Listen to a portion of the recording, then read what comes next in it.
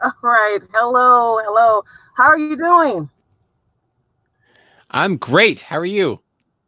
I'm well. It looks like we may not have gotten the intro on, but that's okay. We are live, and it is time for Abby Dam presents Carpool Conversations.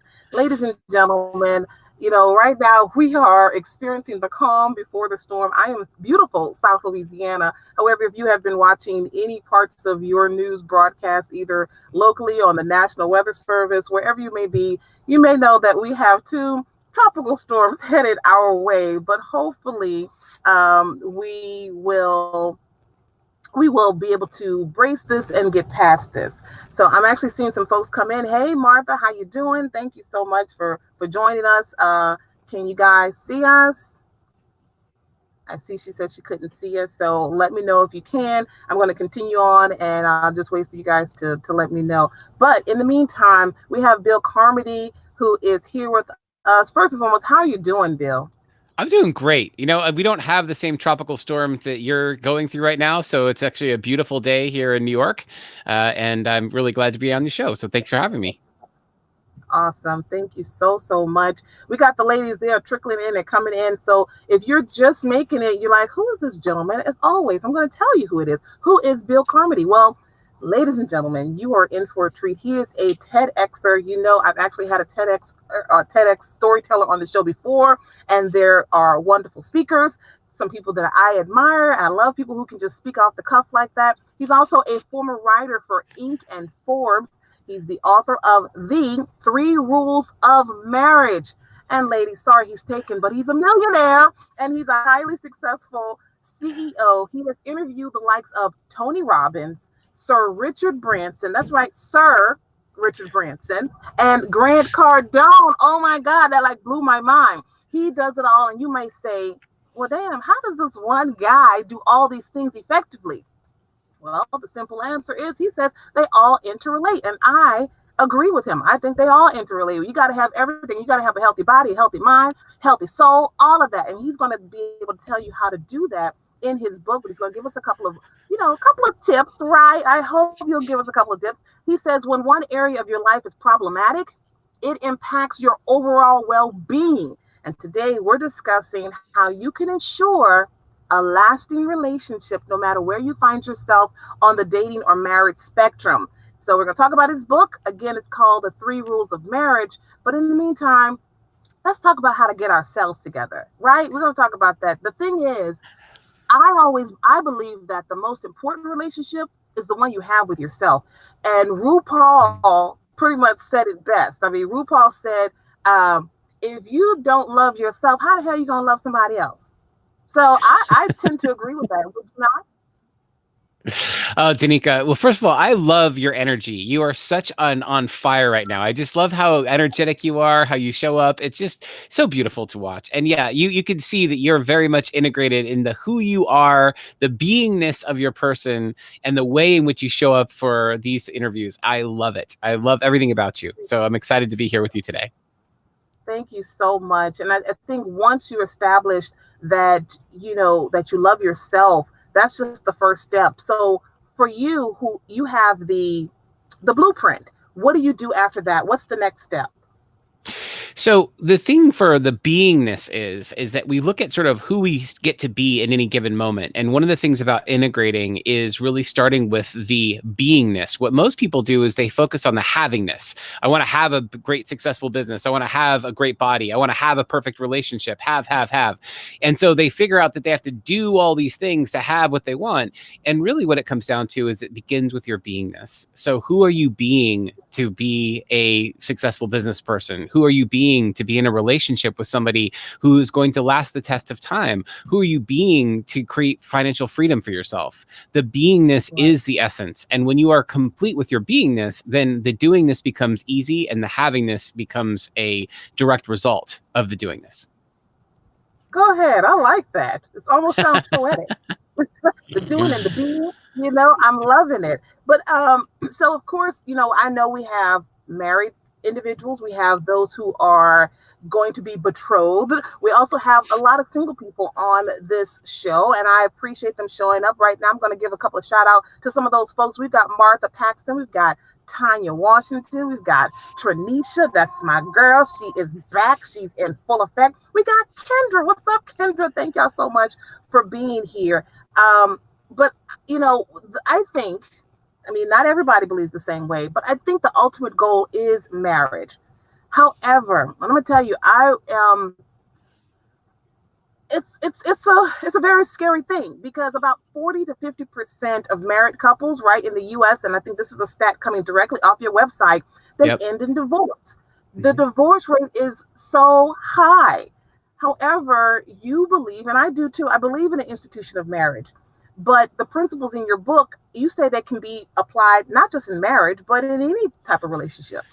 Yeah, it's funny. Elizabeth said this. She said everybody wants to end the end result, but nobody wants to put in the effort. And I think that's a perfect segue because what it comes down to right now in this moment is that everyone loves the feeling of falling in love. That feeling of it's just great, it's the best, and then it starts to fade. And what happens is that massive hit of dopamine that you experience when you fall in love, it starts to fade out, and then you're like, oh, what do I replace it with? And so some people just go from relationship to relationship, chasing that dopamine hit. But if you really want to have a relationship that stands the test of time, Elizabeth nailed it. It really comes down to what is the work you're willing to do in the relationship. And so that's where the real long lasting relationship begins with, hey, who are you being in the relationship and what is the work you're willing to do? And so I put together the 3 rules of marriage with my wife. So we're celebrating our 20th year anniversary on September 3rd. And so this was a celebratory, hey, you know what? Let's put this together because what we've done is a lot different than a lot of our friends who ended up getting their marriages and divorced. And I felt bad for them because I thought, if someone just told me these simple rules, it would really it really supported me. And so this is where this comes from, is understanding like what are the 3 things you can do in your relationship that could lead to a marriage if you decide you want to get married, or if you are married, to create the kind of blissful marriage you want to have. And that's really what it comes down to. Should we dive into the rules? Yeah, let's go right into it. Yeah. Yeah. So no teasing here. Let's just go right into it. So the first rule: don't keep score.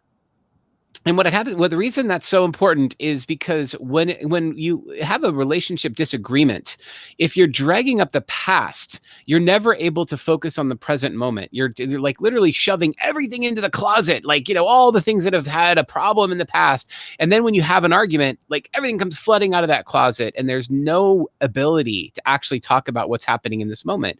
So if you start to keep score, you are no longer focusing on the present. You're thinking about the history of everything in that relationship. So don't keep score, number 1. Number 2, it's more important to say, I appreciate you than I love you. Now, what's really crazy about that is that when you think about, well, isn't love more powerful than appreciation? Love is general. Appreciation is specific. I appreciate you taking out the garbage. I appreciate you doing the laundry. I appreciate you going to the grocery store. It is specific. And even if I say I love you, I can still be mad at you, right? It's like, love you, that kind of thing where it's basically you're not really connected to that feeling of love, right? But appreciation is specific. So there's no way to mistake appreciation. And the third rule is don't go to bed. Wait, I gotta stop. Wait. I gotta stop because I gotta tell you that although you're saying these things and it sounds wonderful, sounds easy. It's easy stuff that we've probably learned when we were kids. Our parents told us these things. But let me tell you something. Just putting into practice, like Elizabeth and you said, it takes work. You can sit here and say that, but how many times have you found yourself, like you said, just like biting your lip, or you're grinding your teeth and you're like, how did you manage to really get it under control, like really manage it and say, this is what's most important, and I'm going to do this to save my marriage? Yeah. So the first, thank you so much. That's a great question. So some of the times it started with the don't keep score was holding each other capable. So like if my wife started talking about something that had happened in the past, I would remind her that we're not going to keep score and focus on the present moment, and vice versa.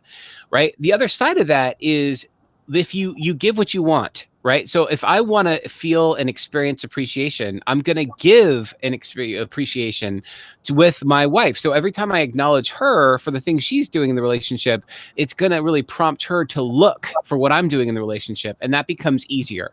So you're right. This is work. This is not as simple as, oh, we just write these things down, put them on a wall, a nice little plaque, and you're done.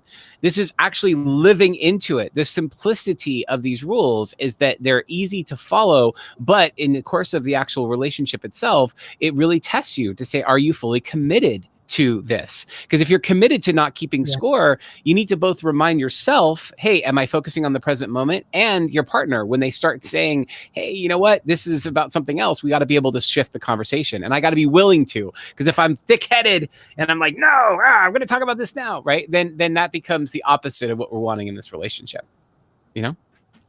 Awesome, awesome. Thank you for that because the rules are great, but the moment that you have to really and truly think about it, I mean, that's the part that really gets hard. It's like, yeah, thank you, I'm in a good mood right now. Yeah, let's not keep score. And yes, I appreciate you, but there are times when I'm like, don't come in my face, don't talk to me.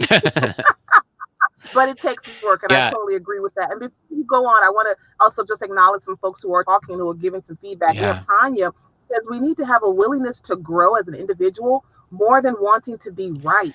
Oh my God. Yeah. Spot on. And Tanya, I couldn't have said that better myself. The whole wanting to be right is a survival strategy.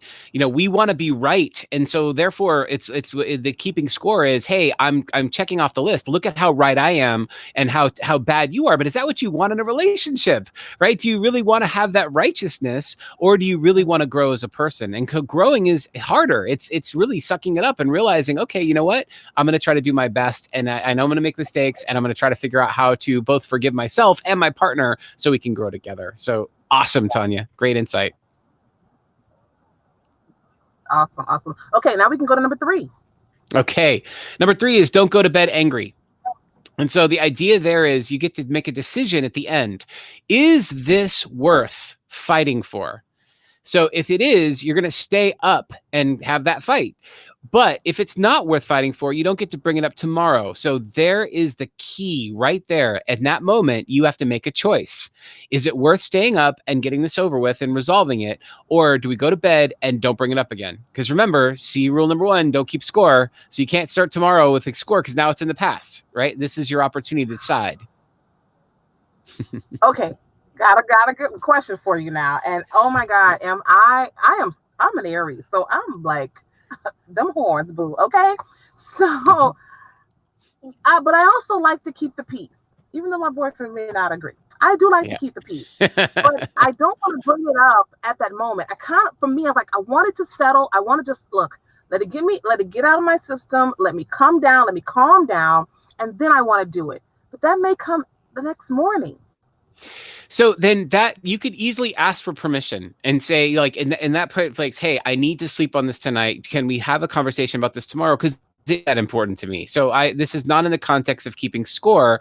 I want to have a rational conversation. Right now, my head's about to explode. Let me sleep on it and we'll talk tomorrow. That's different, right? That's different because you're not bringing it back up from the past. You've actually set an appointment and you're saying, we're going to have this conversation and I want to talk about it. And here's why it's important to us. And then we go into it. But see, and by the way, all of your viewers and listeners are so spot on in the chat. I keep loving what they're saying in this, and that not only that it's the idea of focusing on the growth, focusing on what's important in the relationship, and this idea of being able to focus on what's important as opposed to the righteousness that comes with all this. And that's what it comes down to. If you're willing to be in a partnership, then you're willing to be able to actually take the steps that are necessary to play team and not just focus on your own individual needs. That's part of the growing up process, isn't it? Oh my God. What was that? It was a cartoon, Growing is Half the Battle, I think. Oh my God. Somebody put it in the comments. It was a He-Man, maybe. I don't know. But so we got Martha, who says, clinging to the mattress seam with no blanket is cold. And he's over there snoring. I hurt no one but myself. So she knows all about going to bed angry, right? Yep. But you're right. Growth is so, so important. And I mean, I can admit, holding on to those things are a little childish, but you said something. Oh, knowing is half the battle. That's what it is. Sorry. Thank you. Yeah. Thank you, Elizabeth. Yeah. I knew it was something. But what I was getting at, I'm sorry. Oh, so you said you have to ask permission. Bill, let me tell you something. When you're talking to an independent woman, and that is so hard. And I think that is also the issue with some women. I'm speaking my own truth. When we always say, I ain't gotta ask you no permission to do nothing. Right. But I loved how you said ask permission. Like that's a biggie. Well, so that's showing respect, right? My willingness to say, hey, I really want to talk about this. This is important to me. I'm getting your permission to have this conversation beyond the rules. So essentially, all rules here, we're looking at alignment. If we choose to be this way together in our relationship, we are creating the structure and the container for how we want to be together. And so if there's something that I need an exception to it, so for example, I want to push this argument forward, I want to actually have it with you, but I want to do it in a way that I'm not going to be angry and coming at you, then I need to cool off. Okay, fine. That's fine. I've gotten your permission, and now we're going to do that. And now we've had alignment and agreement that this is how we're going to be together, and that it's important enough that it's something that I want to spend time on. Right. So there's the part for me of growing. And it's not saying I need permission to be or do something. I'm asking for permission so we have alignment that we are going to go in this together into that next step. Yeah. Mm-hmm, mm-hmm. Well, and Tanya had something very great to say. She said, yes, there's a difference in holding a grudge than pausing in an effort to compose yourself so that you can have a healthy conversation. And I mean, look, it really is. It's growth. That's what it comes down to. Yeah. Elizabeth said, "You ain't my father, girl." I have had those same conversations in my head as well, Yeah. because it's very hard. Women today are not like they were, yesteryear. Yeah. Right? Totally. And Sharon says, don't break the appointment, which is to say, if I've made a commitment to you, then stay with it. And I agree completely. Like if I've aligned a time to basically have a conversation about something that's important to me, then show up. It's so simple. But how many people like say, oh yeah, we'll just push that off and then never get to it. Yeah, it doesn't work. Mm-hmm. Doesn't work. Awesome. Oh my God. Like this is just going great. Like, I think all this stuff is good stuff, but when you're in the heat of the moment, you can actually kind of, be like, whatever, but I think it's easy enough to hold on to that. So something, it was a testimonial in your book. A young lady mentioned, she said, the exercises in the book nudged me to take an honest inventory of how I have shown up in past romantic relationships. So we always say, don't take what you did in past relationships and bring it to current relationships. But how do you even resolve those? You don't even know if they're issues, that they're problems. You got, Totally appreciate that. So on the website, 3rulesofmarriage.com, I put together a free worksheet. It's actually a workbook, I should say. There's multiple sheets in there. And the workbook itself is there to help you do the work. And the work itself is to really reflect on your own relationship. And what is the reason you got into the relationship in the first place? What is it that you love about this person you're with? Right? And then what are the things that drive you crazy? And you sort of look at those things and you say, okay, there are things in the relationship that I want to change. There are things that I know really work well. And then what's your vision for the relationship? Why are you together? These are questions that typically we go about and just have momentum, and we stop thinking about why we do what we do, and we get on automatic. Mm-hmm. And in the process of being on automatic, we don't even check in, not with ourselves, let alone our partner, to see what's really important to ourselves and to our partner. Right. So that's it. So that's the work. Yeah. Yes. No, I'm having a little bit of church over here, Bill, but you keep going. You come on through. And that's just it. So for me, that was really important, is that this is about doing the work in the relationship. And whether if you're married, great. If you're not married, great. The idea here is using these 3 rules will help you create the foundations of the relationship you really want. And over the last 2 decades, right? So my wife and I are celebrating, 20 years of marriage on September 3rd. And that is an amazing accomplishment given the statistics, right? 40-50% of all marriages ending in divorce. It's fantastic to be in that place, but it didn't happen by accident. We designed it. We weren't managing our circumstances in our relationship. We were designing the marriage we wanted to see. And how many people actually take the time to do that? That's exactly the point. right? Yes. Oh, you're giving me the happy, Oh my you're giving the God. jazz hands. I love it. Yes. It's great. Yes. Because you are speaking something that I'm going to tell you something. Because of all these single parent households, how many of the parents, mom or dad, was able to tell their children that? I am Yeah. definitely a product of a divorce home, and so many others, so many others. So trying to, when you say design it, people just think you just show up and, oh, you are Prince Charming, you are my everything, we're gonna make it work. But I mean, it's just gonna work because we were aligned, and the stars were aligned. But it takes real work, and you said it, it's by design. It's by design. So you had to have that real conversation with that person, right? You had to say, hey, look, you got to work on this and I got to work on this, right? Like Yeah. there's a real conversation that has to happen. Well, and this is exactly it. I also come from a divorced household. Both my parents got divorced when I was 12 years old, and it was traumatic for me. One of the reasons why this was so important was I really looked for the person I wanted to marry. I wanted to make sure that their parents were together and that they had a better formula than I had. And so the rules, the way they were handed down is so my father-in-law, Dick Neese, he is 87 and he's been married for over 65 years and they're still acting like newlyweds. They're patting each other on the butt. It's ridiculous, Yeah. right? So when I saw that, I was like, oh my God, this is crazy. What is this all about? So I asked him, I said, what's your secret? He goes, well, we have 3 rules. I'm like, hold on, let me get a pen. So it was Yeah. exactly that way because what worked for them for, at that time, it was over 40, 45 years, they'd been married blissfully. And if it worked for them, it's like I needed a formula other than what I saw. And I did not want to be in that space when I just had to be in reaction to whatever showed up in that marriage. I wanted to really have a design and a plan. And that was it. Yeah. Yeah.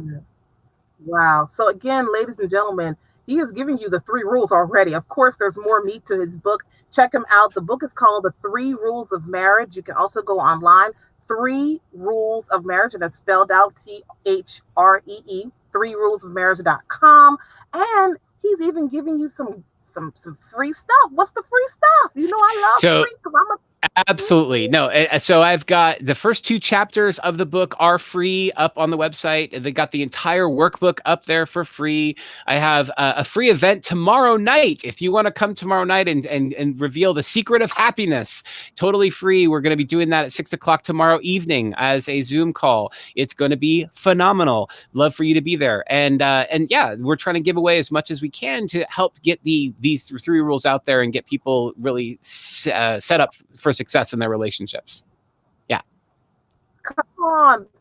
So y'all know I love free stuff. They know I am like the thrifty queen. So he's giving you guys an opportunity to check him out. It's free. And look, something else that's free. It don't cost you a damn thing just to say, click, I subscribe to I'll be damn. Because every Monday, look, we got a storm coming in. We got this show today. Nothing stopped us, okay? We got a show every Monday at 12:30 p.m. Central Standard Time. So wherever you are in the world, make sure to tune in. We got some good stuff. We got some really good people, some really good guests. Guys, I got Bill Carmody. Like, give me some props. Okay, I got Bill Carmody. So you know what time it is, folks. I'm gonna go ahead and let me see if I got some more folks. If you got something to say, you got any questions, I'm giving you this opportunity. What Christine, she got?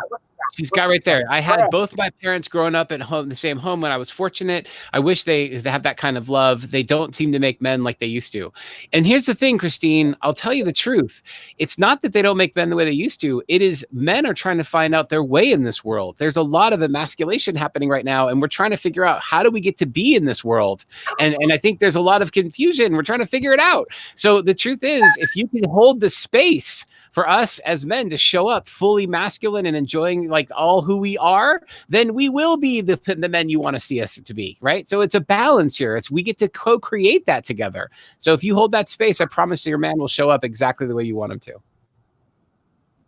Oh my God, Bill. That's what I'm talking about. I just had this conversation the other day. You right. Oh my God, you speaking the truth, dude. Like you are. So many people are so afraid to have this very conversation. We have allowed men to get away with so much. You are so right. Emasculation. Man, you gotta come Yeah. back. You gotta come Yeah. back. I'm happy to.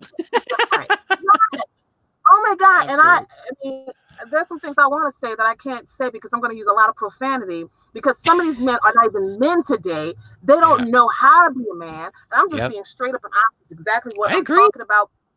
I don't want a man. I like you are supposed. In my, I'm a feminist to some degree, but I'm very traditional, and I think men have to take their place in a home. I'm Yes. not running things. You better run things. Look, I chose you, and I chose you for a reason. Oh my God, let me get off my soapbox. You got to No, come it's back. We got to talk perfect. about. I love your soapbox because that's what it comes down when I say design the marriage. That's it. What are your expectations? What are mine? What is that? Where are the places where you have tension? Like you expect this from me, but I expect something from you. It doesn't work out. Let's have that on the table right up front so we can figure out how do we resolve this. Let's make this happen. It's great. Yes. And let me tell you something, Christine. You're 42 and still waiting, baby. Do not settle. Do not Yeah. settle just because you don't want to be alone. You take this alone time and get to know you. You find out what you want, and guess what, baby? It's going to come. Do Yeah. not settle. And oh my God, I tell these young girls, don't be out here selling because you think, oh, I'm so alone. Well, guess what? You're gonna be that same bitter woman talking later. Oh my God, he's trash. Why am I constantly attracting trash? Do not settle. You Yeah. know your worth. You know what you want and who you are, baby. Do not settle. Okay. Oh my God. Yes. I'm loving it. Okay. Last couple of comments. Let's see who we got. Who you see on the side.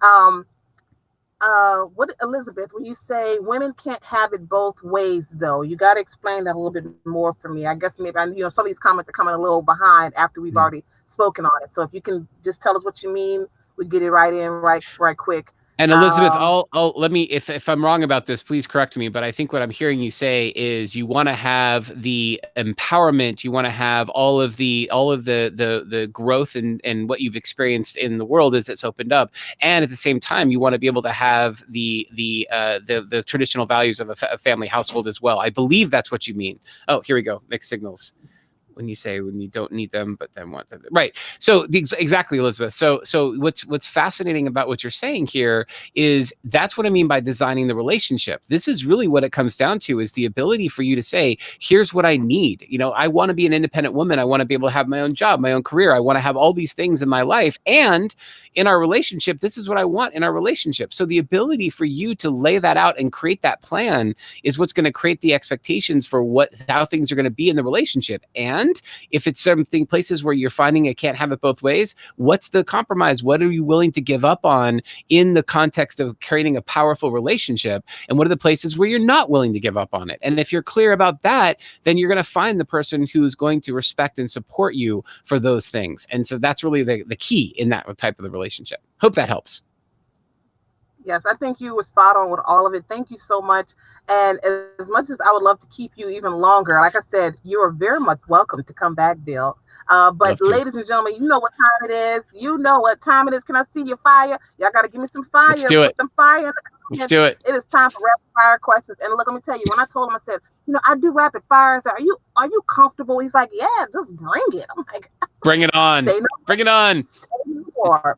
All right, ladies and gentlemen, and you too can also participate in this. I want to see your answers as well. Okay, y'all ready? All right, so number one, if you had 25 hours a day, 25 hours a day, how would you use your extra time? For me, reading. I cannot get enough. I have so many freaking books on my stack, the things that I want to hear. There's so much credible knowledge out there that I just want to like absorb it. So for me, I'm using Audible. I'm using everything I can to try to get myself out there so that I can share, because whatever knowledge I pick up, I want to be able to share with as many people as I can. Okay, awesome. What was the worst job you ever had?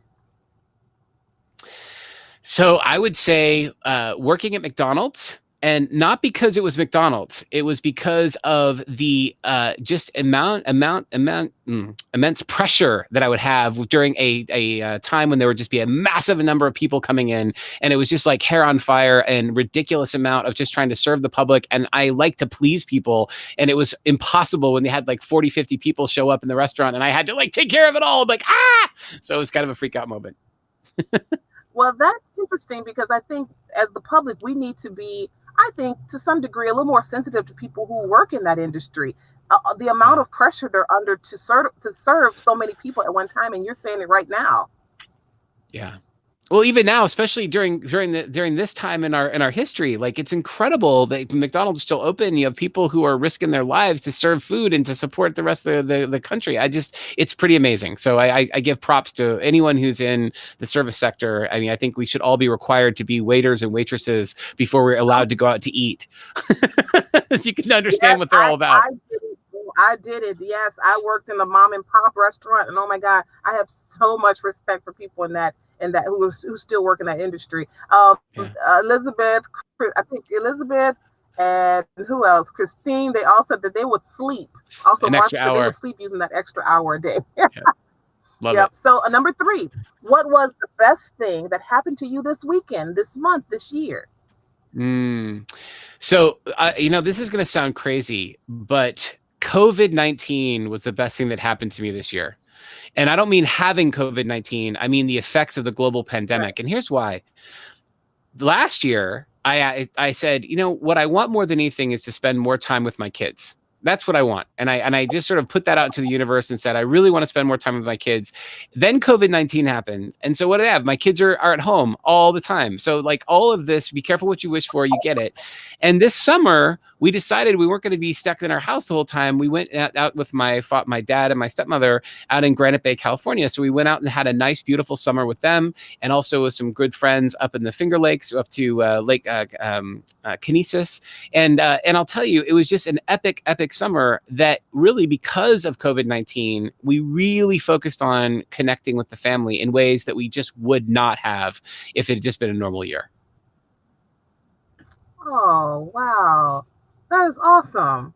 Well, Thank you. I had a conversation about the imposter syndrome and just mentioned about if you're not using this time to really develop yourself and to learn something new, you are just wasting your time. You're wasting your life away. Because this, Yes, I mean, while it is a pandemic, and I mean, and there are a lot of hard times for a lot of folks, but this should also be a good time to start developing yourself and getting better at your craft or learning a new craft. I totally understand that. absolutely. Yeah, it's We got beautiful. some folks who are answering the question. They said, "What was your worst job?" We got Elizabeth who says her nurse, her current job. Martha says insurance business will bore you to drink. Wow, wow. Okay, so now we are at number four. What is the one thing you wish you hadn't done in your lifetime that you had not done? What is the one thing you wish you had not done?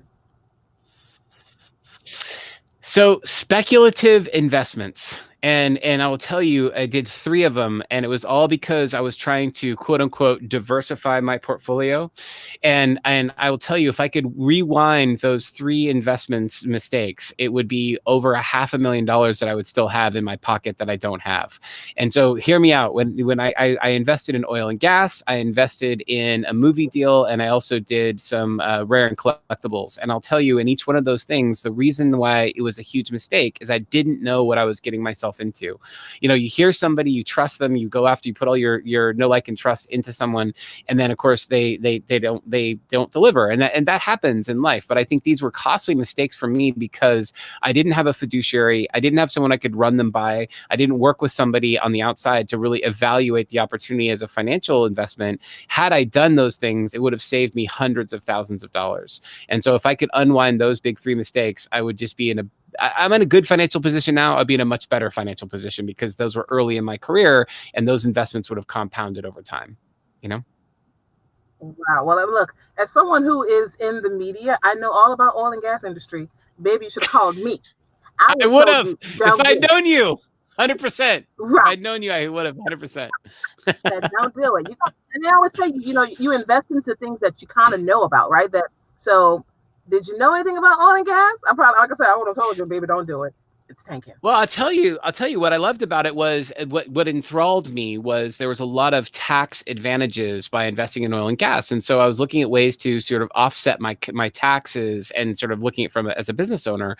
And so that's the part that appealed to me. But the screw up there was not really understanding exactly what I was investing in and the downside risks. So Yeah. And Elizabeth says fiduciaries are must. 100%, Elizabeth. I'll tell you, that has saved me. I have not made another dumb financial move since I hired my fiduciary. A fiduciary is someone who's legally required to put your interest above their own. They only get paid by a percentage of what it is that you actually are investing. And so they don't get to take third party incentives or other dollars. And so therefore they're completely on your side. So yeah, if you have a fiduciary, you know that you're going to be protected because they're legally required to put your interest over theirs. Awesome. Awesome, great. Look, we got some really good stuff going on here. Thank you, ladies. And I think there may have been a gender Yeah. that came in. Oh, hold on. You just cut out there. I lost you there for a minute. The audio. Oh no. I can't hear.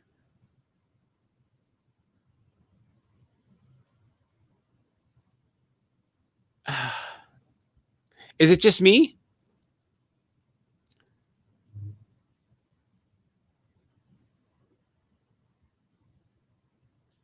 Martha, Christine, Elizabeth, if you're hearing this, just please confirm you can hear me. And we'll jump back on.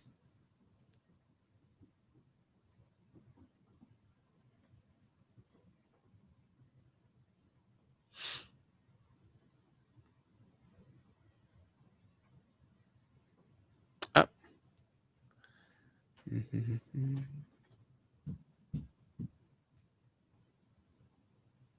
Oh no.